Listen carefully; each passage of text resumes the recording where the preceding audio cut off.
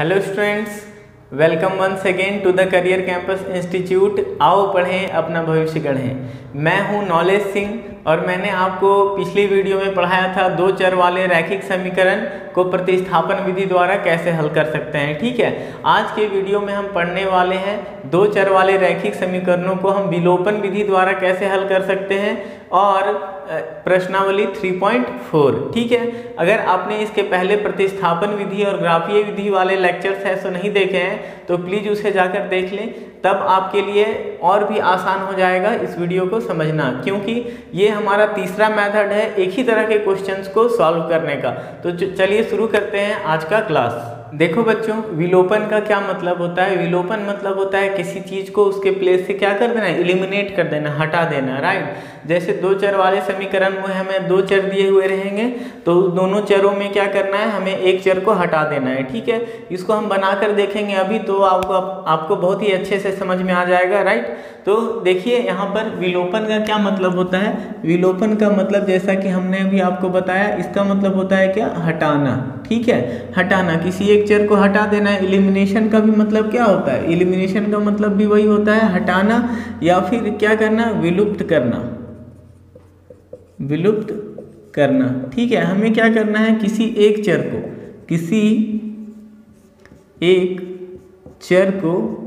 चर को क्या करना है, विलुप्त कर देना है, मतलब हटा देना है। ठीक है, अब यहाँ पर एक बनाया हुआ है, सो क्वेश्चन जो हमने पिछले वीडियो में सॉल्व किया था उसी का एग्जांपल लेकर देखते हैं इसको कैसे बना सकते हैं। जो आपने पिछले वीडियो में प्रतिस्थापन विधि बनाया था उससे भी बहुत ही आसान है यह विलोपन विधि। अब मुझे तो बहुत पसंद है क्योंकि इससे जो क्वेश्चन होते हैं सो बहुत ही जल्दी आसानी से बन जाते हैं। ठीक है, देखिए यहाँ पर एक प्रॉब्लम लेते हैं, जैसे लेते हैं क्या, x माइनस वाई बराबर 14 और x minus y is equal to 4। ठीक है, ये क्वेश्चन था x plus y is equal to 14 और x minus y is equal to 4। यही क्वेश्चन को हमने पिछले बार ऐसे बनाया था, एक्सरसाइज 3.3 का क्वेश्चन नंबर फर्स्ट का फर्स्ट है ये। ठीक है, अब यहाँ पर देखिए ये समीकरण 1 हो गया और ये समीकरण 2 हो गया। इसको हमें विलोपन विधि द्वारा बनाना है। तो विलोपन विधि द्वारा बनाने के लिए आपको सबसे पहला काम, 2-3 स्टेप्स है जो कि आपको याद रखना है। तो सबसे पहला काम जो है वो क्या करना है, कोई भी एक चर का जो वैल्यू है, ठीक है, जैसे x अगर 4 है तो एक समीकरण में अगर 4x लिखा हुआ है तो दूसरे समीकरण में भी हमको 4x लाना होगा। ठीक है, किसी भी एक चर को या तो x को इक्वल कर दें या फिर y को इक्वल कर दें। तो यहाँ पे देखिए दोनों पहले से ही इक्वल है, लेकिन यहाँ पे देखिए y प्लस में है फर्स्ट इक्वेशन में और सेकंड में क्या है, y है सो माइनस में है। तो यहाँ पे क्या करेंगे, सबसे आसान काम है, सबसे ये पूरा सब कुछ किया हुआ है। तो यहाँ पे सबसे पहले क्या कर देंगे, समीकरण 1 तथा 2 को जोड़ने पर दोनों समीकरण को जोड़ देते हैं। ठीक है, तो क्या हो जाएगा, x plus y is equal to 14 और x minus y is equal to 4, दोनों समीकरण को जोड़ देते हैं। तो देखिए अब यहाँ पे जोड़ने के समय ना आपको कोई प्रॉब्लम नहीं होने वाला है, क्योंकि जब हम घटाएंगे, घटाना कब है सो मैं आपको बताऊंगा, घटाने से साइन चेंज हो जाता है लेकिन जोड़ने में कोई साइन चेंज नहीं होगा। तो यहाँ पे क्या हो जाएगा, 14 और 4, यहाँ पे हो जाएगा 18 प्लस वाई और माइनस वाई, ये कैंसिल आउट हो जाएगा, कट जाएगा, और x प्लस x तो क्या हो जाएगा, 2x। तो आ गया 2x is equal to 18, 2x is equal to 18। तो x बराबर क्या हो जाएगा, 18 और बाई 2 यहाँ गुना में है, नीचे जाएगा तो क्या हो जाएगा, भागा में, 2 9 क्या हो जाएगा, 18। तो x बराबर क्या हो गया, 9 हो गया। ठीक है, देखिए कितना आसान है। अब x का मान जो निकाले हैं तो किसी भी समीकरण 1 या 2 में पुट कर दीजिए। अब हमारा x का वैल्यू आ गया है 9। अब इस x का वैल्यू 9 जो आया है इसको हम समीकरण 1 में या 2 किसी में भी है सो पुट कर सकते हैं। ठीक है, तो लिखते हैं क्या, x का मान समीकरण 1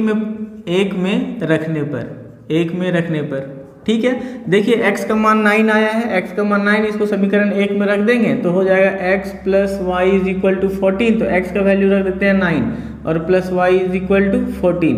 तो y इज इक्वल टू हो जाएगा 14 और 9 यहाँ पे प्लस में है तो उस साइड जाएगा, राइट साइड तो क्या हो जाएगा, माइनस में। तो y का वैल्यू क्या हो जाएगा, 14 में से 9 गया तो कितना बच गया, 5। अतः x बराबर हो गया 9 और y बराबर क्या हो गया, 5। ये हो गया क्या आंसर। ठीक है, तो इस तरह से देखिए प्रतिस्थापन विधि से ज़्यादा आसान है विलोपन विधि से दो चर वाले रैखिक समीकरणों को हल करना। ठीक है, अब हम कुछ और एग्जाम्पल लेते हैं। ठीक है, आप इसे नोट कीजिए, फिर हम इसको इरेज करते हैं। देखिए स्टूडेंट्स, प्रश्नावली 3.4 का क्वेश्चन नंबर फर्स्ट अब हम बनाने जा रहे हैं विलोपन विधि द्वारा। ठीक है, देखिए इसको यहाँ पर दो समीकरण दिया हुआ है x + y = 5, इसको मान लेते हैं समीकरण 1, और 2x - 3y = 4, इसको मान लेते हैं समीकरण 2। इसको विलोपन विधि द्वारा हल करते हैं। ठीक है, तो विलोपन विधि से हल करने के लिए हमको सबसे पहले आपको बताए थे किसी भी x को या फिर y को, दोनों में से किसी एक को दोनों समीकरण में है तो इक्वल कर देना है। ठीक है, तो अब यहाँ पर देखिए x यहाँ पे है, नीचे में 2x है, और यहाँ पे +y है, और नीचे में -3y है, तो y को हम यहाँ पे इक्वल कर देते हैं। ठीक है, इक्वल करने के लिए क्या करना पड़ेगा, इसको 3 से गुना कर देते हैं। 3 से गुना कर देंगे, जैसे यहाँ पे 3 लिखा हुआ है 3y, तो यहाँ पे इसको 3 से गुना कर देंगे तो +3y हो जाएगा। ठीक है, तो अब यहाँ पे लिखेंगे क्या, समीकरण 1 में 3 से गुना करके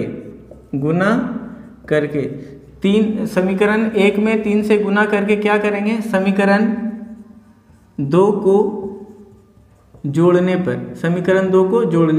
ठीक है, अब सिर्फ अभी हम जोड़ रहे हैं, अब आपको बताएंगे कि घटाया कहाँ जाता है। ठीक है, अभी देखिए इसको जोड़ेंगे तो क्या हो जाएगा, सबसे पहले इसको गुना कर लेते हैं तो हो जाएगा क्या 3x, और प्लस 3 को फिर y से करेंगे तो कितना हो जाएगा 3y = फिर 3 को 5 से करेंगे तो 5 × 15। समीकरण 2 लिख लीजिए, 2x और -3y = 4।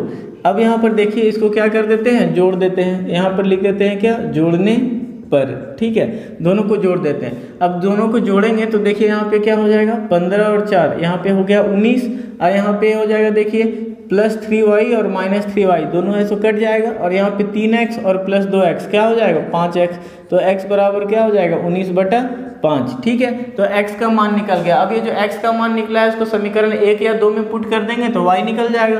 तो लिखेंगे क्या, x का मान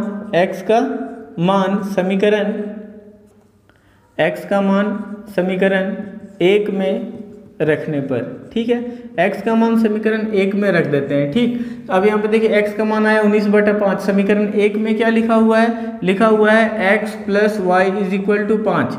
ठीक है, x का मान कितना निकाले हैं 19/5, और प्लस y = क्या हो गया 5। 19/5 यहाँ प्लस में, इसको उस साइड लेकर जाएंगे तो माइनस में, तो क्या हो जाएगा y = 5, और 19/5 यहाँ प्लस में इधर ले आते हैं तो 19/5 क्या हो जाएगा माइनस में।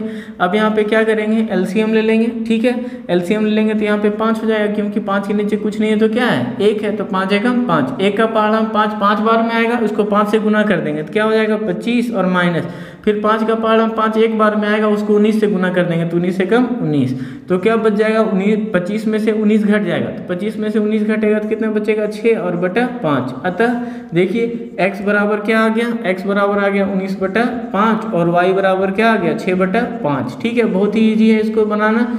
किसी भी क्वेश्चन को हम विलोपन विधि द्वारा बहुत ही आसानी से सॉल्व कर सकते हैं। जितना आसान आपको प्रतिस्थापन विधि लगा था उससे भी ज़्यादा आसान विलोपन विधि है। ठीक है, अब यहाँ पर देखिए और एक एग्जाम्पल लेते हैं, इसका क्वेश्चन नंबर 2। ठीक है, फर्स्ट का क्वेश्चन नंबर 2 लिखा हुआ है 3x + 4y = 10, 3x और +4y = 10, और दूसरा समीकरण है 2x - 2y = 2, 2x - 2y = 2।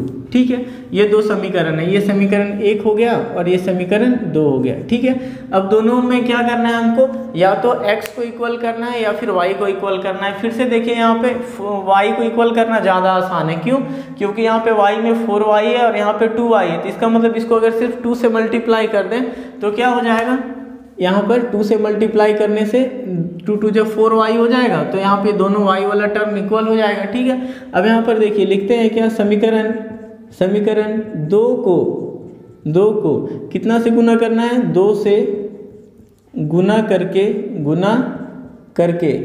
करके उसके बाद गुना करने के बाद क्या करेंगे, समीकरण 1 को जोड़ देंगे। समीकरण 1 को जोड़ने पर देखिए घटाना कहाँ होता है, घटाना कहाँ होता है, अगर दोनों का साइन सेम रहता, जैसे यहाँ प्लस है यहाँ भी प्लस रहता, तब हमको उस केस में क्या करना होता, घटाना होता। जैसे यहाँ पर अगर माइनस है और यहाँ भी, यहाँ अगर माइनस रहता और यहाँ भी अगर माइनस रहता तो उस केस में भी हमको घटाना होता।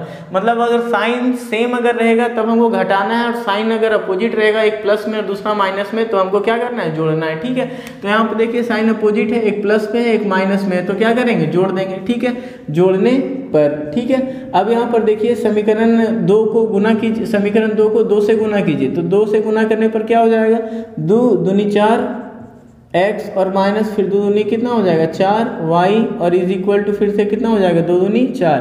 अब समीकरण 1 को लिख दीजिए 3x और plus 4y is equal to कितना हो जाएगा 10। अब दोनों को क्या करना है, जोड़ना है। ठीक है, अब जोड़ दीजिए दोनों को, तो क्या हो जाएगा, यहाँ पर देखिए 4 और 10, यहाँ पे 14 हो जाएगा। तो फिर यहाँ पे देखिए -4y और +4y, ये क्या हो जाएगा, कट जाएगा, और 4 3 कितना हो जाएगा 7x हो जाएगा। तो अब यहाँ पर देखिए 7 को उस साइड लेकर जाएंगे तो x बराबर कितना हो जाएगा 14 और बटा 7, 7 एकम 7, 7 दूनी 14, x का मान निकल गया बहुत ही आसानी से। अब x का मान है तो समीकरण 1 या 2 किसी में भी रख देते हैं, तो लिखते हैं क्या, x का मान समीकरण किसी में भी रख देते हैं, 1 या 2 में, चलिए 1 में रख देते हैं, समीकरण 1 में रखने पर। ठीक है, x का मान समीकरण 1 में रख देते हैं, तो क्या हो जाएगा, देखिए अब यहाँ पर लिखा हुआ है 3x और plus 4y is equal to 10, तो 3 गुने x का मान कितना है भाई 2 है, तो और प्लस यहाँ पे 4y इज इक्वल टू 10, तो 3 दूनी कितना हो गया 6 हो गया, और प्लस 4y बराबर कितना हो गया 10, तो 4y बराबर कितना हो जाएगा 10, 6 यहाँ प्लस में, उधर जाएंगे तो माइनस में, तो y इज इक्वल टू कितना हो जाएगा 10 में से 6 घट गया तो 4, और यहाँ 4 गुना में था, इधर आएगा तो भागा में, कट के क्या हो जाएगा 1, अतः क्या आ गया, x बराबर 2 हो गया और y बराबर क्या हो गया 1। ठीक है, मज़ा आ रहा है आपको, बहुत ही आसान है, ये सीख जाइएगा ना तो आपको और भी बहुत सारे प्रॉब्लम्स को, जैसे वर्ड प्रॉब्लम, अभी हम लोग वर्ड प्रॉब्लम के ऊपर एक वीडियो है सो अलग से बनाएंगे, जिसमें हर एक तरह का वर्ड प्रॉब्लम को बनाने के लिए हम आपको सिखाएंगे। उसमें किसी भी प्रॉब्लम को सॉल्व करना हमको सबसे आसान किससे लगेगा, विलोपन विधि से। ठीक है, तो आप इसे नोट कीजिए, फिर हम आगे 1-2 एग्जाम्पल और देखते हैं। देखिए स्टूडेंट्स, अब बनाते हैं क्वेश्चन नंबर फर्स्ट का थर्ड। ठीक है, देखिए यहाँ पे 2 समीकरण दिया हुआ है, 3x - 5y - 4 is equal to 0 और 9x is equal to 2y + 7। ठीक है, ये आपको यूजुअल समीकरण जैसा नहीं लग रहा होगा, लेकिन इसको पहले लिख लीजिए जैसा आपको है सो सुविधा हो। ठीक है, तो अब यहाँ पे इसको हम लिख लेते हैं क्या, 3x - 5y, 3x - 5y और -4 है, इसको उस साइड लेकर जाएंगे तो क्या हो जाएगा +4। उसके बाद फिर और इसको लिख लेते हैं क्या, 9x और 2y को इधर ले आइए, तो -2y इज इक्वल टू क्या हो जाएगा, इधर बच गया 7। ये समीकरण 1 हो गया और ये समीकरण 2 हो गया। अब आसान हो गया, आप सॉल्व कर लेंगे इजीली इसको। अब यहाँ पर देखिए x या y दोनों में से किसी एक को हमको इक्वल करना है। ठीक है, अब यहाँ पर देखिए 3x लिखा हुआ है, यहाँ पर 9x लिखा हुआ है, इसका मतलब अगर यहाँ पे 3 से मल्टीप्लाई कर दें, गुना कर दें, तो यहाँ पे 9x हो जाएगा, तो ये इसके इक्वल हो जाएगा। y वाला देखते हैं, y में यहाँ पे -5y लिखा हुआ है, यहाँ पे -2y लिखा है। अगर y को अगर इक्वल करना होगा तब क्या करेंगे, तब देखिए ये भी बहुत आसान है, जब दोनों हैं क्या करेंगे, यहाँ पे 2 लिखा हुआ है, इसको 2 से मल्टीप्लाई कर दीजिए, समीकरण 1 में यहाँ 5 लिखा हुआ है, इसको क्या कर देंगे 5 से गुना कर देंगे। ठीक है, अब यहाँ पे इक्वल हो जाएगा, क्यों, देखिए 2 × 5 = 10 और यहाँ भी क्या हो जाएगा 2 × 5 = 10। ठीक, 2 से गुना कर दीजिए, लिख देते हैं यहाँ पे पहले समीकरण 1 को 2 से तथा समीकरण 2 को 5 से गुना करके क्या करने पर, अब देखिए साइन यहाँ पर देखिए ये भी माइनस में, ये भी माइनस में, तो अभी हम आपको बताए थे कि जब साइन सेम होगा तो क्या करेंगे, घटाएंगे, गुना करके घटाने पर। अब इसको हम घटा देते हैं। ठीक है, गुना कीजिए, पहले लिखते हैं क्या, 3 दूनी 6x और -5 दूनी 10y इज इक्वल टू 4 दूनी कितना हो जाएगा 8। उसके बाद फिर इसको भी गुना कीजिए तो कितना हो जाएगा 9 × 5 = 45x। उसके बाद फिर 5 दूनी 10y इज इक्वल टू 7 × 5 कितना हो जाएगा 35। अब इसको हमको घटाना है, लिखे हैं घटाने पर। घटाते समय क्या हो जाएगा, आपने अलजेब्रिक जो एक्सप्रेशन होता है या फिर इक्वेशन होता है उसको घटाने के लिए क्लास 7 में, 8 में, 9 में, हर एक क्लास में पढ़ा है, ठीक है। अब यहाँ पर देखिए इसको घटाते हैं, घटाने में क्या होता है, साइन चेंज हो जाता है। जैसे 35 यहाँ पे प्लस में है तो क्या हो जाएगा, ये माइनस में। 10y यहाँ पे माइनस में है तो क्या हो जाएगा, प्लस में। 45x यहाँ पे प्लस में है तो क्या हो जाएगा, माइनस में। अब हमको ना इसका बीच वाला साइन नहीं देखना है। अब 45 का कौन सा साइन हो गया, माइनस 45x हो गया। 10y क्या हो गया, प्लस 10y हो गया। 35 क्या हो गया, माइनस 35 हो गया, ठीक है। अब यहाँ पर देखिए माइनस 10y और नीचे में है प्लस 10y, ये कट गया। अब यहाँ पर देखिए जो माइनस वाला है वो अधिक है। अब 45 में से 6 को घटा देंगे, 45 में से 6 घटा देंगे तो कितना बचेगा, यहाँ पर देखिए 45 में से 6 घटाने पर कितना बचेगा, 39x। लेकिन माइनस वाला अधिक है तो क्या करेंगे, माइनस का साइन दे देंगे, इज इक्वल टू।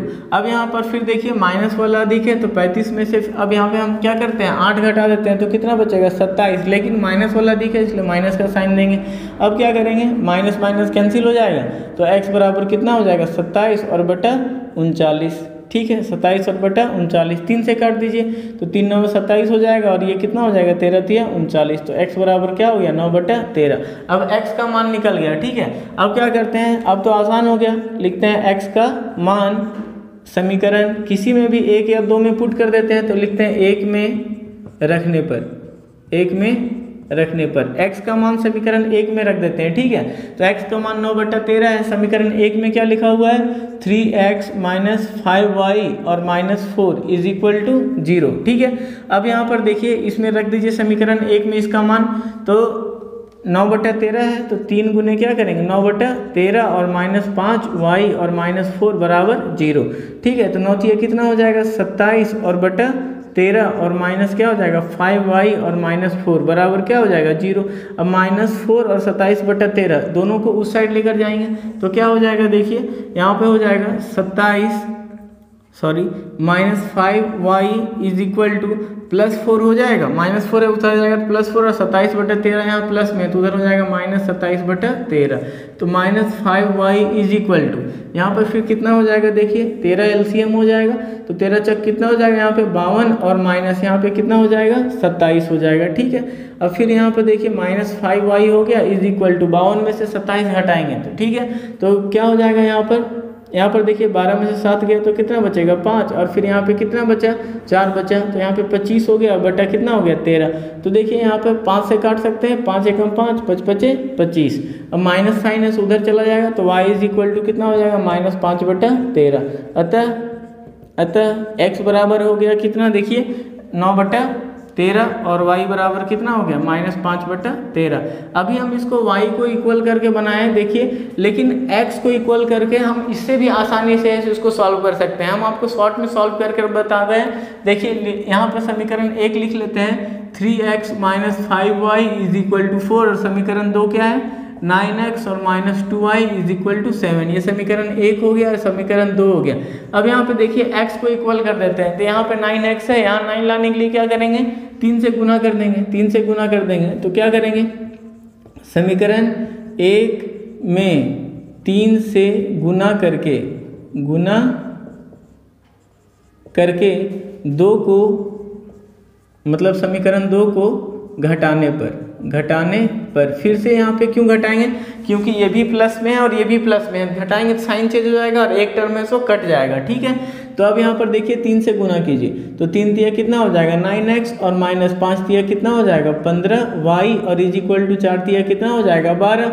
उसके बाद फिर इसको भी गुना कर दीजिए, ये तो ऐसे ही हो जाएगा, क्या हो जाएगा, 9x और minus 2y is equal to 7। अब यहाँ पर देखिए घटा दीजिए, घटाने में फिर से साइन चेंज होगा तो अब यहाँ पर देखिए ये प्लस में है तो माइनस, ये माइनस में है तो प्लस और फिर ये क्या हो जाएगा, माइनस, फिर ये कट गया। तो अब यहाँ पर देखिए माइनस वाला ज़्यादा है, 15 में से 2 घट जाएगा तो यहाँ पर क्या बचेगा, minus 13y is equal to, फिर 12 में से 7 घट जाएगा तो बच जाएगा 5, तो y इज इक्वल टू हो जाएगा माइनस 5 बटा 13। देखिए आ गया ना, माइनस 5 बटा 13, ठीक है।